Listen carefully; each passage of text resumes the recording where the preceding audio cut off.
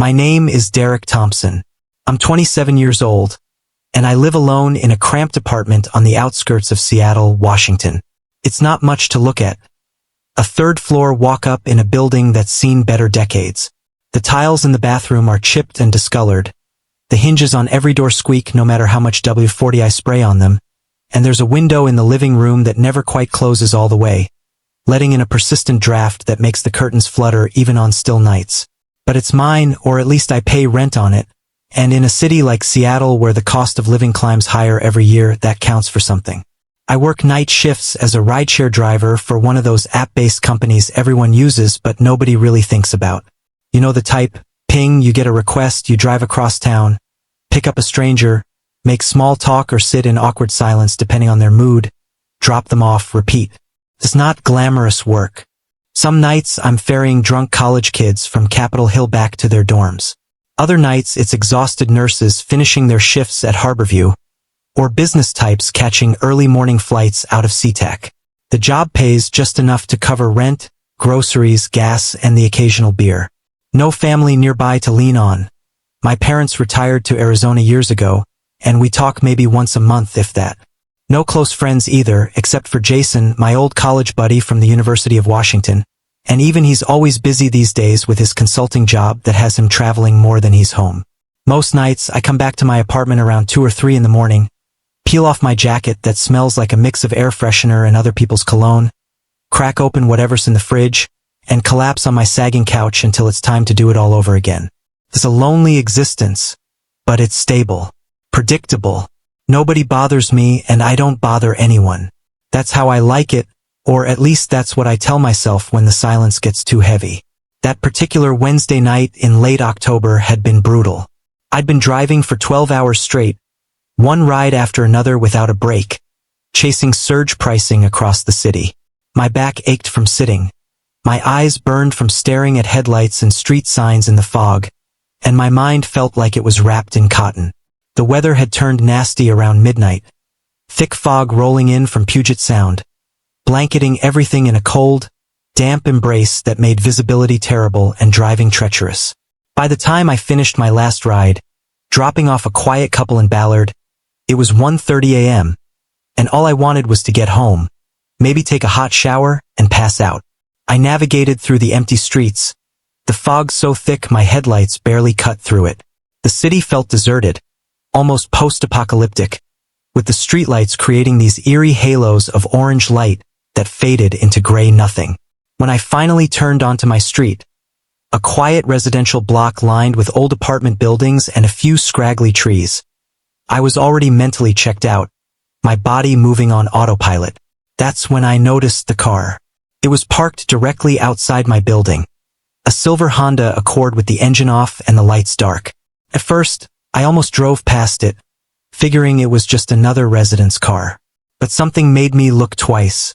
Maybe it was the way it was positioned, slightly crooked as if it had been parked in a hurry. Or maybe it was some subconscious recognition. Either way, I slowed down, pulled into my usual spot a few spaces ahead, and killed my engine. For a moment, I just sat there, staring at the Honda in my rearview mirror. The fog swirled around it, and I could just barely make out the silhouette of someone sitting in the driver's seat, completely still. My first thought was that it might be someone waiting to pick up a rideshare, though that didn't make much sense at this hour in this neighborhood. My second thought was more paranoid. Maybe it was someone casing the building, looking for cars to break into or apartments to rob. Seattle had its share of property crime, and this wouldn't be the first time I'd seen something sketchy on my street. But then, as I squinted through the fog and dim light, recognition hit me like a cold wave. I knew that car. I'd been in it before, years ago when Jason and I were still in college and his mom would occasionally pick us up from campus when we'd had too much to drink at some party or another. Linda Morrison, Jason's mom. My heart rate picked up, confusion mixing with concern. What the hell was she doing parked outside my apartment at 1:30 in the morning? Jason was out of town. I knew that because he'd texted me last week saying he'd be in Austin for some big consulting project and wouldn't be back until next month. So why was his mom here, in the fog, sitting alone in her car with the engine off? I grabbed my phone, Checked to see if I'd missed any messages or calls from Jason. Nothing. Just the usual junk notifications and a promotional email from some restaurant I'd ordered from 6 months ago. I pocketed my phone, took a deep breath, and got out of my car. The cold hit me immediately, that damp Seattle cold that seeps into your bones. I zipped my jacket up and walked slowly toward the Honda, my footsteps echoing softly on the wet pavement. As I got closer, I could see more details through the fogged-up windows. There was definitely someone in the driver's seat, hunched forward slightly, and even through the condensation I could tell something was wrong. I approached the driver's side window and hesitated for just a second before reaching out and tapping gently on the glass with my knuckle. 3 soft raps. The figure inside jumped violently, a sharp intake of breath audible even through the closed window. Then, slowly, the window rolled down about halfway, and I found myself looking at Linda Morrison. Except she looked nothing like the woman I remembered. Linda had always been put together, the kind of person who radiated quiet competence and warmth. She was in her early 50s, worked some high-level corporate job that Jason rarely talked about in detail, and whenever I'd seen her at Jason's place or at family gatherings I'd been invited to, she'd been impeccably dressed, always smiling, always asking thoughtful questions about how school was going or how life was treating me. She had this way of making you feel like you mattered, like she genuinely cared about your answer. The woman staring at me now was a ghost of that person. Her face was streaked with tears, black mascara running in thin rivers down her cheeks. Her eyes were red and swollen, like she'd been crying for hours. Her hair, usually styled perfectly, was disheveled and hanging loose around her face. She wore a cardigan pulled tight around her shoulders, and even in the dim light, I could see she was shaking. Whether from cold or emotion, I couldn't tell. She looked utterly broken, like someone who'd been carrying the weight of the world and had finally collapsed under it. "Derek?" she whispered, her voice hoarse and trembling. She blinked at me as if she couldn't quite believe I was real. I'm sorry. "I'm so sorry.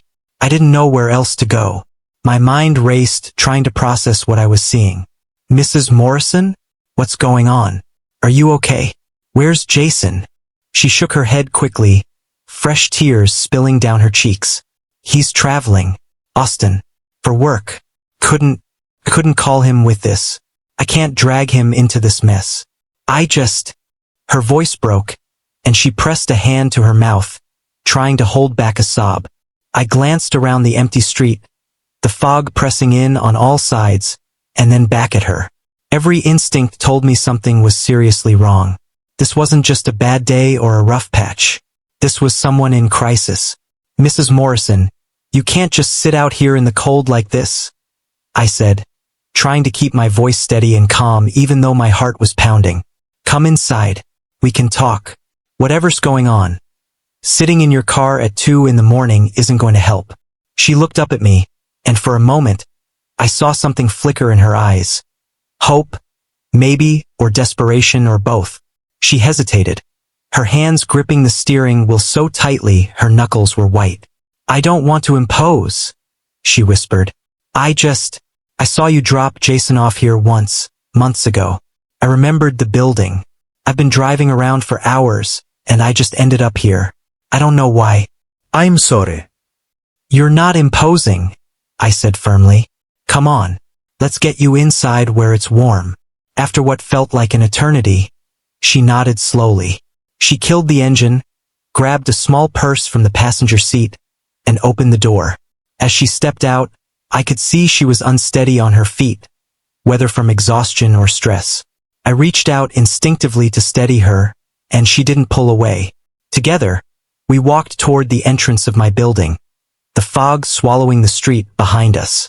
I unlocked the outer door, held it open for her, and we climbed the 3 flights of stairs in silence. My apartment suddenly felt too small, too messy, too inadequate for whatever crisis had brought Jason's mom to my doorstep in the middle of the night. But as I unlocked my apartment door and gestured for her to come inside, I knew one thing for certain. Whatever was happening, I couldn't just turn her away. She stepped inside, and I closed the door behind us, shutting out the cold and the fog and the empty street. Inside, I made her tea while she sat on my worn couch, clutching a tissue. Her hands shook as she took the mug. "I'm sorry for showing up like this," Linda said quietly, staring down at the tea in her hands as if it might hold answers she desperately needed. "I know this is bizarre. I know you must think I've lost my mind."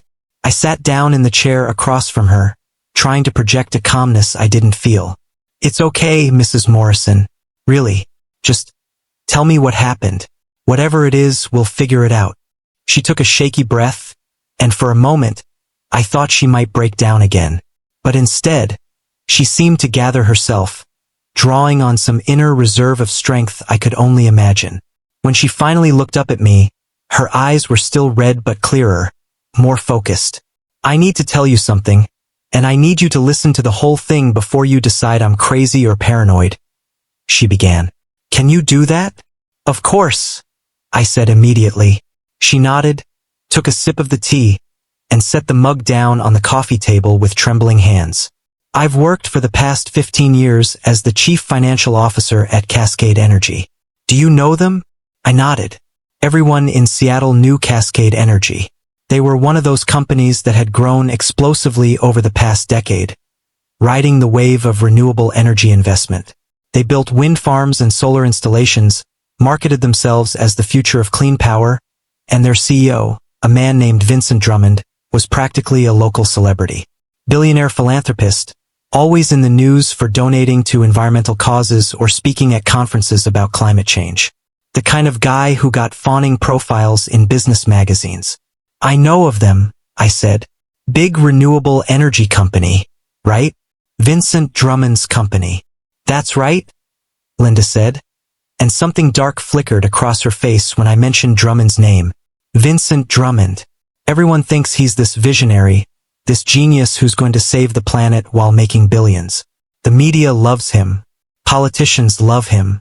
He's untouchable. She paused, her jaw tightening. "But it's all a lie, Derek. All of it." I leaned forward, my full attention on her now. "What do you mean?" 3 months ago, I was doing routine financial reviews, quarterly audits, reconciling accounts, the kind of thing I've done 1,000 times. But I noticed something odd. Small discrepancies in our vendor payments. Amounts that didn't quite match up with the contracts on file. At first, I thought it was just clerical errors, maybe some invoices that hadn't been properly documented. But the more I dug, the more I found. Her hands clenched into fists on her lap. "Vincent has been laundering money, Derek. Billions of dollars. He's set up shell companies, fake vendors that don't actually exist or that are controlled by people connected to him. Cascade Energy pays these vendors for services that were never rendered, equipment that was never delivered, consulting that never happened. The money gets funneled through these shell companies, then moved offshore to accounts in the Cayman Islands, Switzerland, Panama. Places where it's nearly impossible to trace." I felt my stomach drop. "Jesus. That's massive fraud." "It's more than fraud," Linda said, her voice rising slightly with barely contained anger. "It's organized crime. He's not just stealing from the company, he's stealing from investors, from pension funds, from the government grants we receive for renewable energy projects. Taxpayer money, Derek. Money that's supposed to be going toward building clean energy infrastructure is ending up in Vincent's personal accounts. And it's not just him. He has a whole network. His CFO before me knew, his head of operations knows, his personal attorney is facilitating it. It's systemic." I sat back, trying to process what she was telling me. "So what did you do? Did you report it?" Linda laughed bitterly. "I tried to do the right thing. I thought maybe stupidly, naively, that it might be some kind of misunderstanding. That maybe Vincent didn't know. That someone else was manipulating the books and he'd be horrified when I told him. So I went to him privately. I scheduled a meeting in his office, brought my documentation, and I laid it all out for him." She paused, her eyes distant, reliving the memory. "He listened to everything I had to say. He looked at the evidence. And then Derek, he smiled. Actually smiled. And he said, 'Linda, I'm disappointed in you. I thought you were smarter than this.' What did he mean?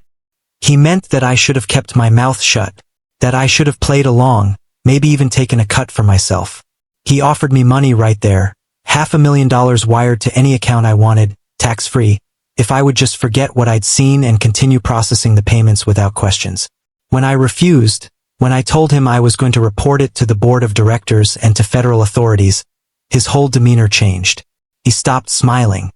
He leaned across his desk, and he told me that if I pursued this, I would regret it for the rest of my very short career. Linda's voice had dropped to almost a whisper now, and I could see her fighting to keep her composure.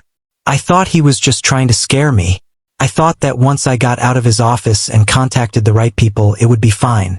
But Derek, within 48 hours, my entire life fell apart. What happened? I was fired first. Immediate termination. But not just fired, accused. Vincent had his IT team plant evidence in my email account, backdated messages that made it look like I had been the one approving the fraudulent payments. They altered digital logs to show that I had accessed restricted financial systems, that I had been communicating with the shell company representatives. They built an entire false narrative that painted me as the mastermind behind the embezzlement scheme. My hands had gone cold. That's insane. Couldn't you prove it wasn't you? How? Linda asked, her voice breaking. The digital evidence is compelling. Emails with my name on them, my login credentials, my digital signature. Vincent has an entire team of experts who specialize in this kind of thing, covering tracks, creating false trails. And he moved fast. Before I could even hire a lawyer or gather my own evidence, he had frozen my assets. He can do that? He claimed I owed the company restitution for the stolen funds. He got a friendly judge to issue an emergency order freezing my bank accounts, my investment accounts, even put a lien on my house. I can't access my own money, Derek. Everything I've worked for, saved for, it's all locked away. I couldn't even pay a retainer for a good attorney. The only lawyer I could afford was a public defender type who took one look at the case and basically told me I was screwed. I felt a surge of anger on her behalf. This is unbelievable. Surely someone can see through this? What about Jason? Does he know? Linda shook her head quickly. I haven't told him. I can't. He's building his career, he's finally stable after years of struggling. If I drag him into this mess, if Vincent's people start looking at him too, I can't do that to my son. Besides, what could he do? Vincent Drummond is a billionaire with unlimited resources. Jason's just a consultant trying to make rent. She pulled her cardigan tighter around herself, and that's when I noticed them. The bruises on her wrists. They were partially hidden by the fabric, but as she moved, I caught glimpses of dark purple marks, the unmistakable pattern of fingerprints where someone had grabbed her hard. Mrs. Morrison, I said carefully, nodding toward her wrists. Those bruises.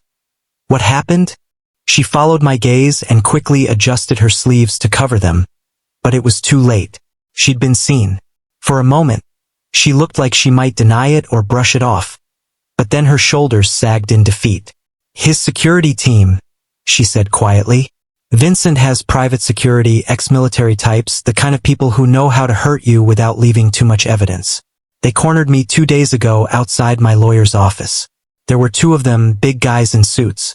They pulled me into an alley, and they asked me if I had made copies of the evidence. If I had proof stored somewhere that could still hurt Vincent. And did you? I asked. Linda looked at me for a long moment, as if weighing whether she could trust me. Then slowly she nodded. Yes, before everything went to hell, I made copies. I downloaded everything onto a flash drive, transaction records, emails, offshore account numbers, communications with shell company representatives. Everything. I knew I might need insurance. Where is it? Hidden. I have a storage unit across town, one of those places where you can rent a small locker. It's under a different name, paid for in cash. The flash drive is there, locked away. It's the only leverage I have. Did you tell them that? No, she said firmly. I told them I didn't have anything, that Vincent had destroyed all the evidence when he fired me. But they didn't believe me. One of them grabbed my wrists. She gestured to the bruises. And twisted until I thought my bones were going to break. He told me that if I was lying, if any evidence surfaced, they'd find me again and it would be much worse. The room felt suddenly colder. Jesus Christ. Mrs. Morrison, this is beyond corporate fraud. This is witness intimidation. Assault. You need to go to the police. She laughed, but there was no humor in it. The police? Derek Vincent Drummond donates millions to the mayor's re-election campaign. He sits on charitable boards with half the city council. The police chief plays golf with him every month. If I walk into a police station and try to report this, I guarantee you that within an hour, Vincent will know about it. And his people will come for me before I make it home. What about federal authorities? The FBI? I've thought about that, Linda admitted. Financial crimes, money laundering, that's FBI territory. But I need to be smart about how I approach them. I can't just walk in off the street with a wild story. I need evidence, and I need to make sure I'm protected before I hand it over. Because the moment that flash drive changes hands, I become either a witness who needs protecting or a loose end that Vincent needs to eliminate. I ran my hands through my hair, feeling overwhelmed. This was so far beyond anything I'd ever dealt with. I was a rideshare driver living paycheck to paycheck in a crappy apartment. What was I supposed to do against a billionaire with unlimited resources and no moral compass? But looking at Linda, broken, terrified, with nowhere else to turn, I knew I couldn't just do nothing. Okay, I said finally. Okay, here's what we're going to do. First, you're staying here tonight. It's not safe for you to be alone in your car or trying to find a hotel where someone might recognize you. Second, tomorrow we figure out how to get that flash drive safely and how to contact the right people at the FBI. I have a cousin, Rachel, who works for the federal government. She's with the FBI's Financial Crimes Division in the Seattle field office. I can reach out to her, see if she can help. Linda's eyes widened. You have a contact at the FBI? Sort of. I mean, we're not super close, but she's family. We see each other at Thanksgiving and stuff. She'd take a meeting, at least listen to what you have to say. For the first time since I'd found her in the car, something like hope flickered across Linda's face. Derek, if you could do that, if there's any chance. We'll try, I said. But Mrs. Morrison, I need you to be completely honest with me. Is there anything else? Anything you haven't told me that could come back and bite us? She shook her head. No. I've told you everything. I swear. I wanted to believe her. Looking into her exhausted, desperate eyes, I chose to believe her. All right then, I said. Let's get through tonight first. You can take my bed, I'll sleep on the couch. Tomorrow we start fighting back. Linda stood up, and before I could react, she crossed the space between us and wrapped her arms around me in a tight hug. She was shaking, her face pressed against my shoulder, and I could feel hot tears soaking through my shirt. Thank you, she whispered. You don't know what this means. Jason was right about you. He always said you were the most loyal friend anyone could have. I awkwardly patted her back, unsure how to respond. It's going to be okay, Mrs. Morrison. We'll figure this out. As I helped her get settled in my bedroom, finding her a spare toothbrush and some clean towels, I couldn't shake the feeling that I'd just stepped off a cliff into something far deeper and more dangerous than I understood. But there was no turning back now. The next morning came too quickly. I'd barely slept on the couch, my mind racing with everything Linda had told me, jumping at every sound from the street below. When gray Seattle dawn finally filtered through my inadequate curtains, I found myself staring at the ceiling, wondering what the hell I'd gotten myself into. Linda emerged from the bedroom around 7, looking marginally better than she had the night before. She'd washed her face, pulled her hair back into a ponytail, and there was a determination in her eyes that hadn't been there in the foggy darkness. She was wearing the same clothes from yesterday, but she carried herself differently,